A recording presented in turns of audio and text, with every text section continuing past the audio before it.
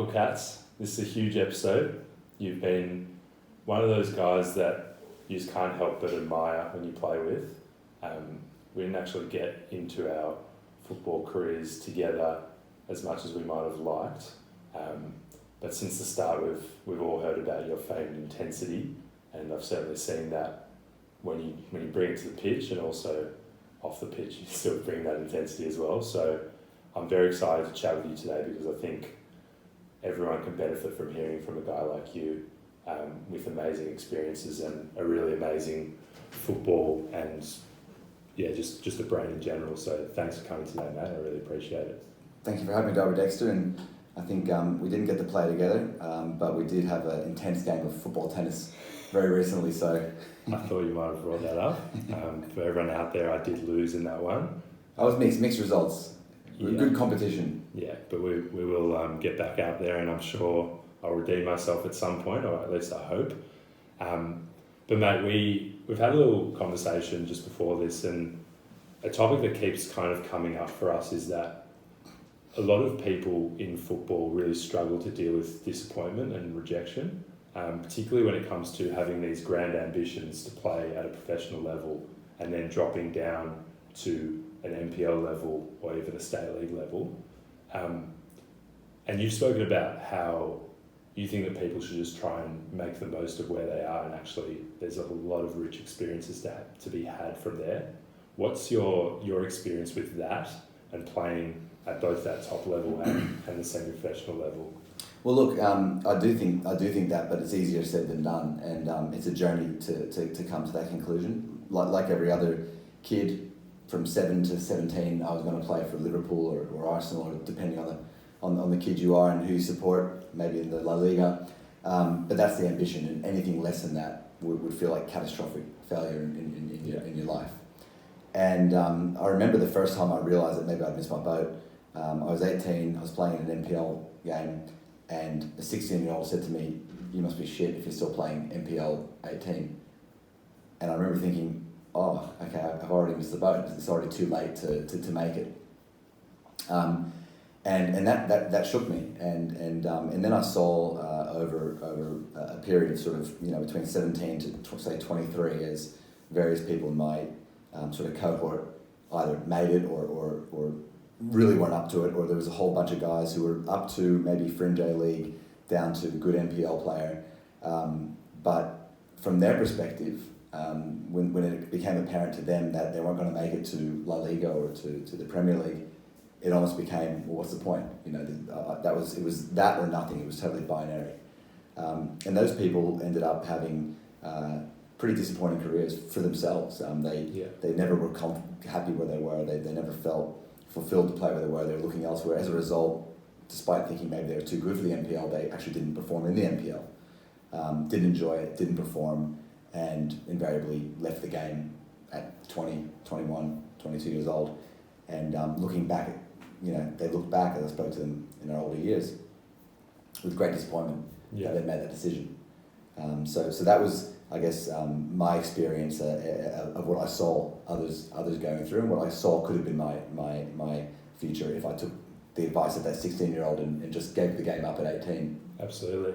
And I guess that leads nicely into me asking, how did you then approach your career, and how did you get to the point where you are today, where you've got a huge amount of incredible experiences and football from where I sit, at least, there's a few assumptions in here, but I feel like it's really shaped you as a person in a lot of ways, in a lot of really positive ways. How were you able to reframe that in your mind?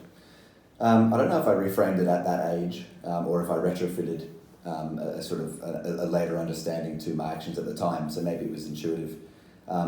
At the time, I took a very pragmatic view of just try to be the best you can be where you are.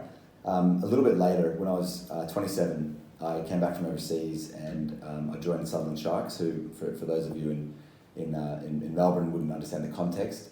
But basically, Sutherland Sharks were a sort of NPL 1, NPL 2 team, in and out of the top 2 tiers, never fighting for silverware, and didn't really have the respect. They're down in the Shire, on the coast, the sort of traditional clubs like the Sydney Uniteds, the Marconis, looked down upon the Sutherland Sharks. They were sort of not considered the elite of Australian football or even NPL football. And I joined that team, and the other people in that team were guys like George Soros, who'd been one of the best players in the NSL, but was now in his older years. Another couple of guys similar to that, David Huxley, Jimmy Backus. Some people recognise those names. The older guys, people from Melbourne and your age wouldn't. But all guys who had a point to prove that they still could compete. Another guy called Jabba, who had come from Scotland and wanted to prove that he belonged at a high level in Australia. He was clearly at that level as a footballer. And then two coaches, Bomber and Cliffy, who had huge amount of success previously and then been turfed unceremoniously out of the club with which they'd won so much silverware. And we had a training one morning, bright sunny morning, pushed ourselves to the limits, pre-season training. And afterwards, we're all sitting there, and the coach spoke to us, and he said, "What are we here for? To win games, play good football? No. On a baseline, on the absolute baseline, the reason we're here is to win respect, to win the respect of the people that we want respect from." And that was the Marconis and the Sydney Uniteds. He said, "We've got," and he counted the training. He pre-prepared the number of trainings. We've got 100 trainings and 22 games to earn that respect. And collectively, that's what we're going to do. And it was hugely inspiring, and we did. For the next 2 or 3 years, the Southern Sharks were the best team in the league. We won everything that you could win, not every single trophy, but every trophy that was possible over that period of time. We won at least once, and we shifted the respect that the club had in ours. And that lesson, what that taught me, was actually looking back to when I was a 7-year-old wanting to play for Liverpool. What was I actually seeking? It was respect. I guess once I realised that I could achieve that respect at a number of different levels, the idea it had to be at this team or that team fell away. And so that was one really important moment, that idea that what you're playing for is respect, and the respect of people you want to be respected by. The second thing that changed for me was when I realised I was not going to make it to a professional. Was when I was 22 years old. I'd played 3 years of NSL and been a fringe player. And then I met my wife and realised I wasn't going to win her over by dragging her around the world on semi-professional contracts. I was just back from Brunei on one of those sort of contracts and just realised, no, I'm going to go to university and get a career. And I have two choices. I either give my football up, or I flip my thinking from I work for my football, I travel, I do everything I live for my football, into the other way around. My football works for me. And that means it'll be really enjoyable, it'll give me a second income, and it will be my exercise and health outlet. And that flip from working for football and the stress that came with that, the anxiety that came with that, the disappointment after a poor game that all week sat in your head like the end of the world, flipped into every time I go to training, I feel like the luckiest man in the world, that I was out there running with my mates and enjoying that physical process. And my performances shifted along with that mental change from I work for football to it works for me, and therefore it better bloody well be enjoyable. So those two things, that football is actually about enjoyment and gaining respect. And once I realised that, I realised you can have those things at any level, just at the best level you can achieve it at. Yeah, that's incredibly profound, and something that I've only really started to experience a little bit in recent times. I remember my worst season to date. Played at 3 clubs, had 4 coaches, 2 red cards, a meniscus injury. In one season? And sat on the bench for most of the season. It was an absolute disaster. And I remember sitting at the presentation night at the end of the season thinking what the hell am I doing here? This has been the biggest disaster of a football experience that I've had. And so much of my self-worth and my identity would go into this, and each week it would just come shattering down. Every week my mum and my dad would ask me do you think we should come and watch? Basically asking do you think you'll play this week? And every week was I don't know, probably not. And every time that question would get asked, it would kind of break me a little bit. Yeah. And I remember probably a few weeks after the season thinking this can't be what it's all about. I do remember a time where I loved football. Mm-hmm. and it used to just serve my life in such a meaningful way. I think I've gotten lost a little bit somewhere along the way. And at that point I was like, okay, this might sound crazy, but I was 23 and I decided I'm going to try and seek enjoyment, which is, it seems so basic, but it was the first time I actually looked for a club that I thought I could enjoy my football, be respected, and feel valued. And obviously the season after was my best season ever.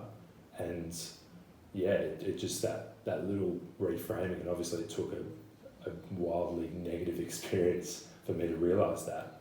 But you're so right, like the purpose that I now get from football is so far and beyond, the purpose that I thought I was chasing for so long. And it's a perspective that like I wish I had a little bit earlier, but sometimes you kind of need to go through that. I think everyone needs to go through it. I think there's no shortcut to learning those things. Some people are lucky that the learning process might be quite quick. Some people may be lucky that the learning process doesn't require a really destructive experience, but most people probably are not that lucky. I think the other thing that is inherent to that challenge is you realise you may not make it to that ultimate outcome. And I believe this isn't just about football. Humans are all about journeys. Our life is one big journey. And I think, people talk about narrative and needing narrative to understand things. It's no different in your football. You need to be part of a narrative and a story.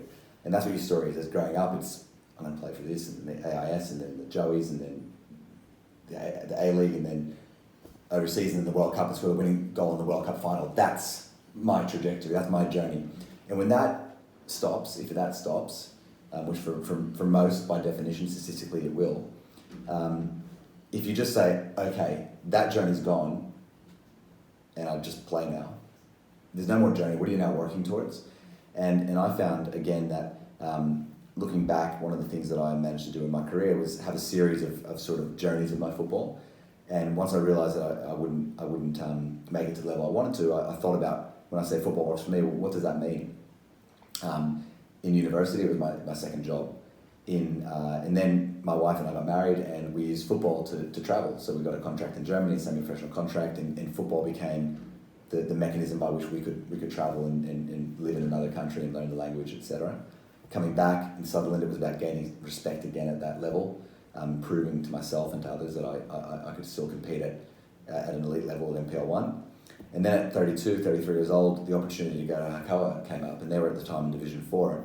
And what was so exciting about it was this journey they had planned. And Mike Robertson was the coach. He brought Jabba across the year before, and the club said, we're here now, but we want to move, we want progress.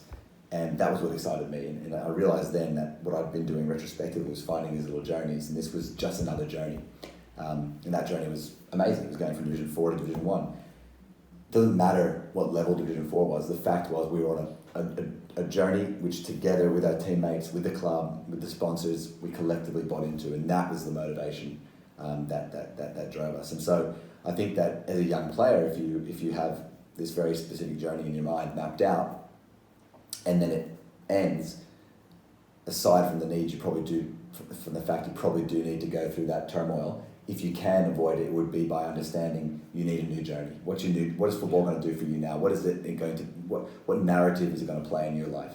Absolutely. I did this exercise at work, which I think is a really profound one, where basically you plot your life on an axis. So you've got 10 is the best moment of your life, negative 10 is the worst, 0 is your neutral, and you kind of like plot the main points in your life, and then draw like on a graph. And it's pretty cool, like seeing it visually in front of you. That's very interesting.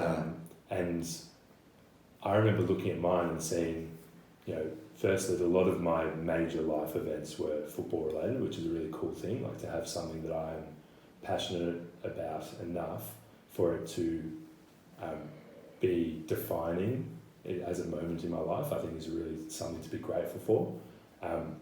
And secondly, that it is a great journey, and like the whole point is that I'm not going to remember how many NPL games I played at the end of my career. Like, there's just no way. I'll remember the people I played with. Yeah. And I'll remember the special moments, and we were speaking before, and I was saying how like I've got this new goal where I want to make lifelong friends out of football, and like what it might sound a bit, you know, wishy-washy and like, you know, what's this guy all about? But you know, that part of that is winning and being successful together, but it's also like actually digging deep and knowing the guy next to me, so that like, you know, if we're playing together and you make a mistake, like I'm desperate to go and win the ball back for you because you're my mate and I care about you. I want you to look good. And that's kind of like where I see like a positive football culture kind of perfectly aligning with high performance. Like it's not just sitting in a room and talking about our feelings and like, you know, a lot of guys might think like, oh, why are we not out in the park? But it's actually just like understanding the guy next to you and what makes him tick, and using that like to drive each other forward. And like what a cool thing. Like I remember when we were at Maccabea together, the tournament itself was unsuccessful because we got knocked out in the group stages. But I distinctly remember the feeling that we had for it might not have been the whole time, and you know, we might have done a few things wrong that led to our demise.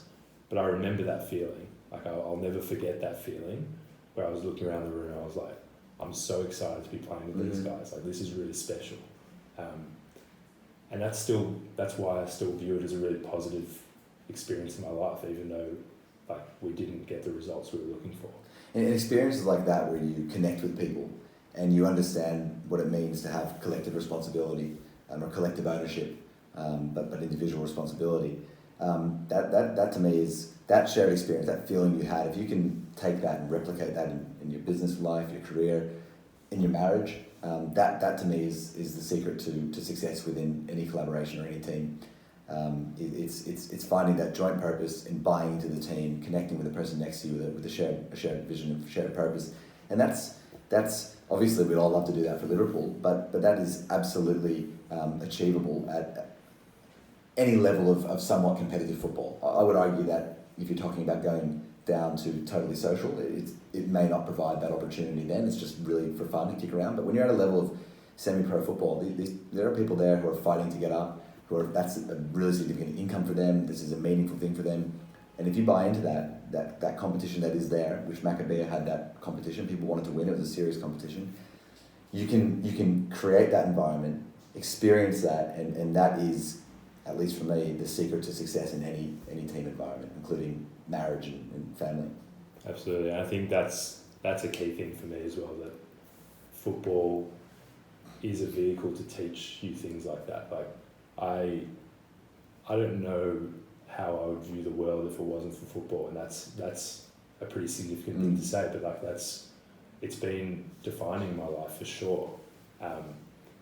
And the minute that I kind of stepped back and realised like that's something to be really proud of and grateful for, the whole thing just became far more enjoyable, and it became, you know, my experience and not, you know, me like as a vehicle to achieve some tangible goal at the end. Like it is now just part of my journey. I think like the nicest feeling is that I kind of feel as a person that like I'm becoming like really integrated in everything that I do. So like, you know, football derby and work derby and derby with there's mates, commonality across it's that. all it's all just behaviours. me, and it's like it's all meaningful to me, and that's a really cool thing. I think that's kind of where a lot of people get lost, particularly at that semi-pro level, where it's like it's almost just caught in between for people who are too driven by achievement, title, position,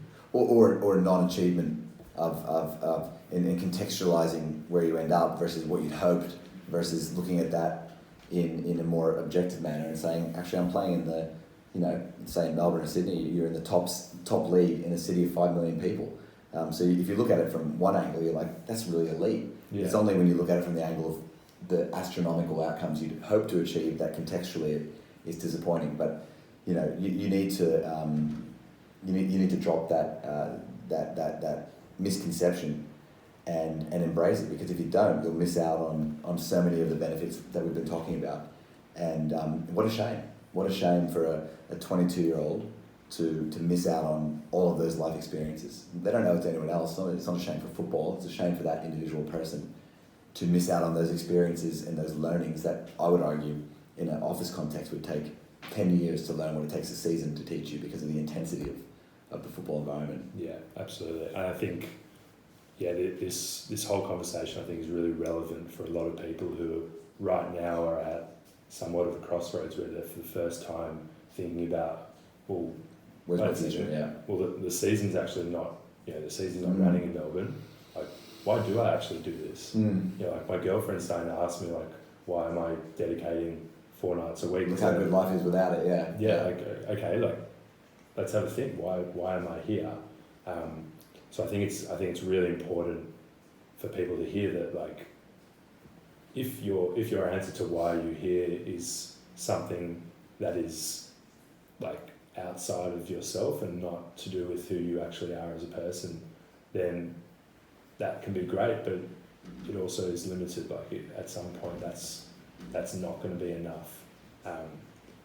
So I guess for me, like, I don't know if you have a separate message in this, but I just think that it's really important for people listening to realise that there is so much meaning to be gotten out of football, and you just have to actually open your eyes to it and seek it out, because I've seen a bunch of cranky blokes rock up in a football ground, whereas it's actually pretty bloody awesome that, like, unbelievable. I used to come to trainings and games. Before games at Sutherland, I remember I used to say to the guys, it'd be sunshine, 6 p.m. on a Saturday night in spring or in autumn in Sydney, and I'd say, literally, boys, look around, playing on the best pitch in Sydney. Back then it was the only AstroTurf pitch, best city in the world, in my opinion. I love Melbourne, I don't mean to be positional, but I'd say best city in the world, with a great bunch of guys, and we're getting paid to do it. We have hit the lottery in life. How could you possibly look at that and go, woe is me? Like, I mean, that is, you've won the lottery. You've literally won the lottery.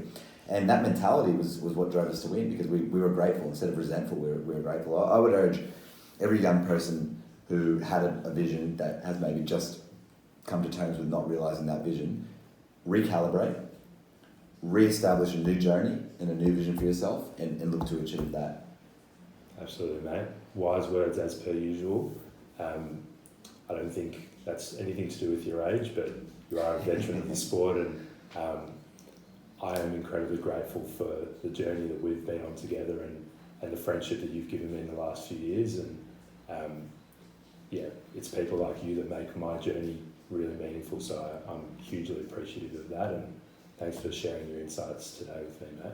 Thanks so much for having me, Darby. It's a great initiative you're doing. I think it's one of the things that are going to drive young players to see the value of playing in the NPL, is things like this, that are embracing the people of the NPL. So well done. Thanks.